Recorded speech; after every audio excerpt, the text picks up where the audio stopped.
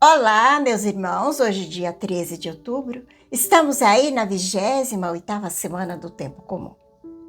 Estamos dando início a uma nova semana aqui. O Senhor já vai nos abençoando.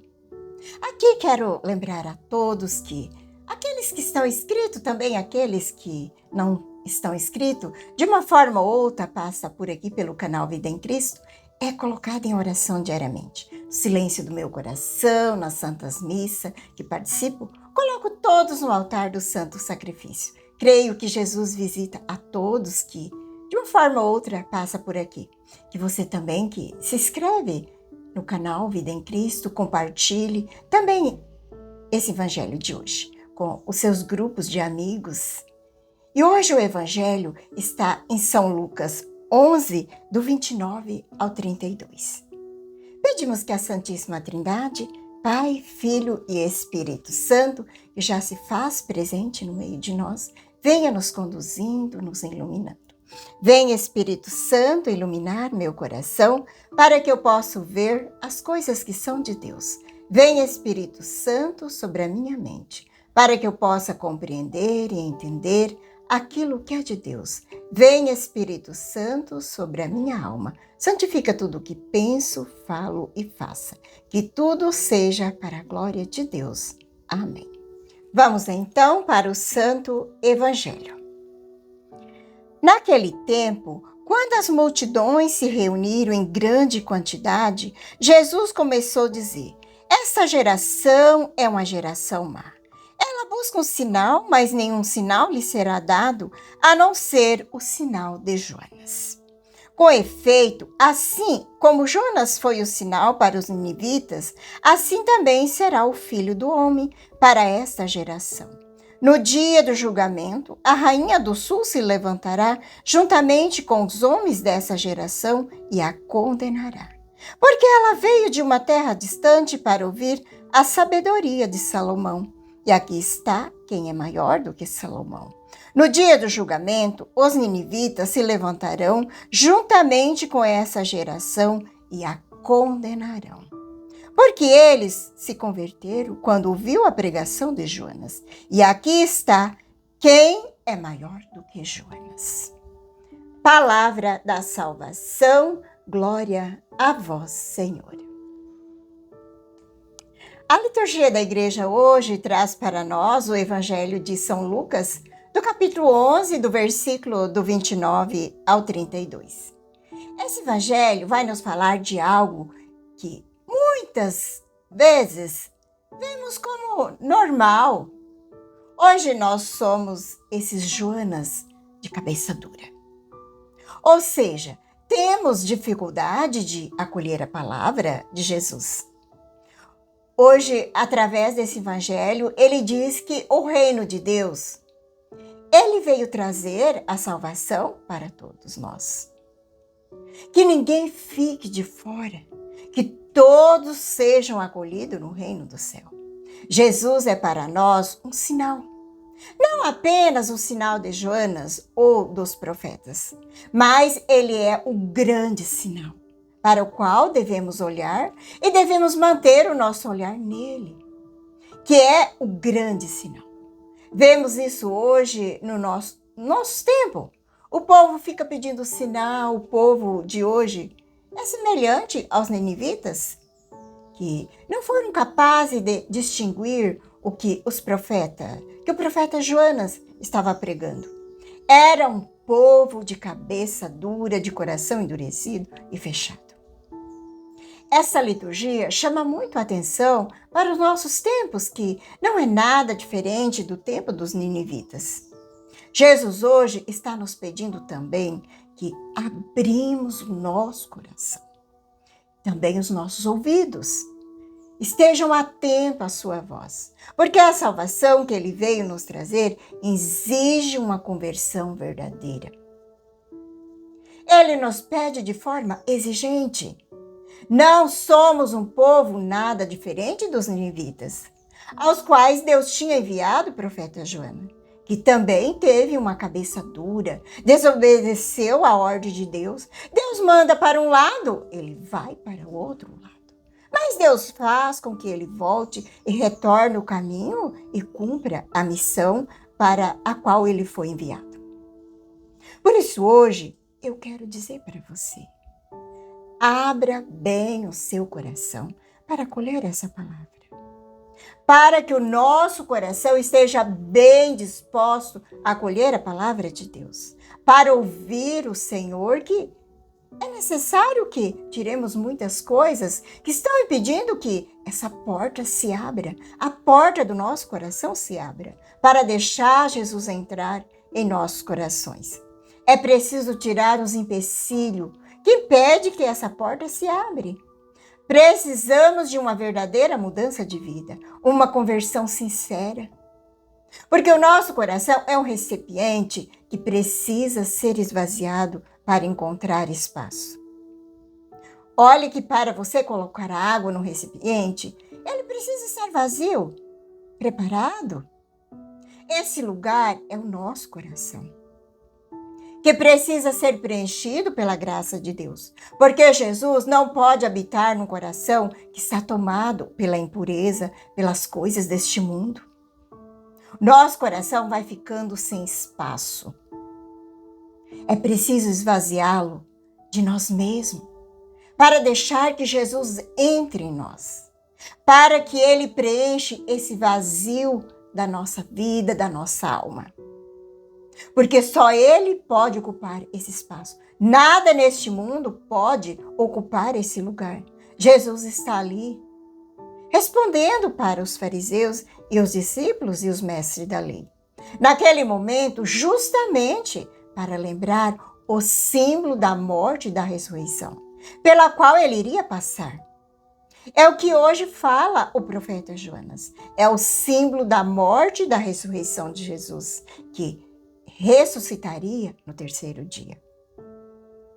Esse evangelho hoje nos leva também a contemplar a cruz de Cristo. Quando nós olhamos para a cruz, não vemos outra coisa senão a ressurreição. A pessoa que não está com o olhar aberto, com o coração aberto para entender o mistério da cruz, não vai entender esse grande instrumento do qual Deus usou para nossa salvação, para a salvação da humanidade inteira. Para aquele que não entende a linguagem da cruz, é uma loucura. Mas para aqueles que acreditam, a cruz para nós é o sinal de salvação. Por isso, hoje, Jesus chama a abrir o nosso coração, também os nossos ouvidos, os nossos olhos, que eles estejam livres, desapegados e limpos para poder acolher o Senhor, para que Ele possa entrar no nosso coração, quebrar toda a dureza que há em nosso coração. Que ele seja transformado pelo amor de Deus, pela sua misericórdia, para cada um de nós. A misericórdia do Senhor que veio se derramar para cada um de nós. Porque nós necessitamos dessa misericórdia do Senhor. Eu preciso que isso aconteça de verdade na minha vida. Isso depende de cada um de nós, porque aqui está a nossa liberdade diante de Deus. Ele não obriga ninguém a Ele. Ele nos deu a liberdade de querer ou não querer. Hoje eu faço essa opção. Eu quero receber essa graça. Eu quero receber a graça. Espero que você também deseja receber essa graça. Para que sejamos cada dia transformados por Deus, que nos ama tanto a ponto de ser capaz de entregar o seu próprio Filho em sacrifício pela salvação de cada um de nós. Jesus diz no Evangelho, nenhum sinal lhe será dado, a não ser o sinal do profeta Jonas. Jesus está falando da sua morte, da sua ressurreição. Jonas ficou 3 dias no ventre da baleia. Jesus morre, fica pregado na cruz, num cruel sacrifício, por amor a cada um de nós. Mas ele ressuscita no terceiro dia, e ainda hoje o povo pede sinal. Jesus veio, está no meio de nós. E o povo continua pedindo sinal.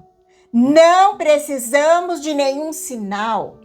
O maior sinal já é o santo sacrifício de Jesus, que é renovado todos os dias na Santa Missa, no altar do santo sacrifício, onde Jesus se faz presente em todas as celebrações da Santa Missa. Um sacrifício incruento.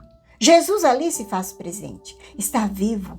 E onde estiver um sacrário, ali ele está presente, vivo. Precisamos crer na sua presença viva no meio de nós. Este é o maior sinal da sua presença, o corpo, sangue, alma e divindade.